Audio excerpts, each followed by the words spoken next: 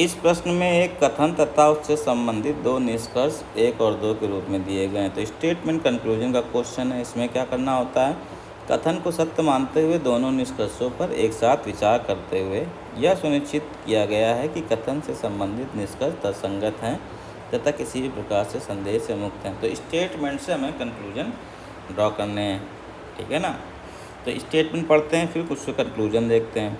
तो स्टेटमेंट है, कॉलेज के छात्रों को संचार कौशल पर प्रशिक्षित किया जाना चाहिए। किस पे? संचार कौशल यानी कम्युनिकेशन स्किल पे, बोलचाल में, एक दूसरे से वार्तालाप करने में, क्योंकि अगले सप्ताह उनका साक्षात्कार होना है।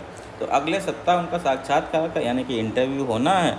इंटरव्यू के लिए क्या करना चाहिए कि बच्चों में कम्युनिकेशन स्किल या बातचीत जिसे करते हैं उस पर क्या करना है, प्रशिक्षण दिया जाना चाहिए। ये स्टेटमेंट है।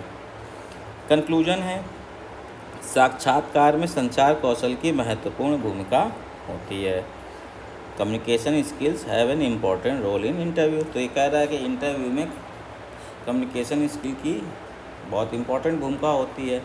तो ये जो स्टेटमेंट था, क्यों यहाँ पे क्या करना चाहिए, प्रशिक्षण देना चाहिए संचार कौशल पे, क्योंकि इंटरव्यू है।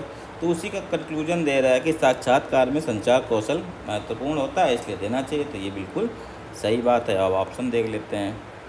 केवल दो स्टेटमेंट हैं। दूसरा क्या है, कॉलेज के छात्र संचार कौशल में कमज़ोर हैं।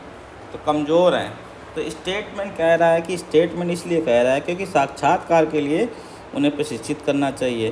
तो ये कमज़ोर हैं, इसका कहीं पर इम्प्लीकेशन नहीं आ रहा है कि कमज़ोर हैं, साक्षात्कार कौशल होना चाहिए, ठीक है ना। तो वहाँ साक्षात्कार की बात हुई है, साक्षात्कार के लिए संचार कौशल अच्छा करना है, ना कि कमज़ोर है, इसलिए तो ये तर्कसंगत नहीं है।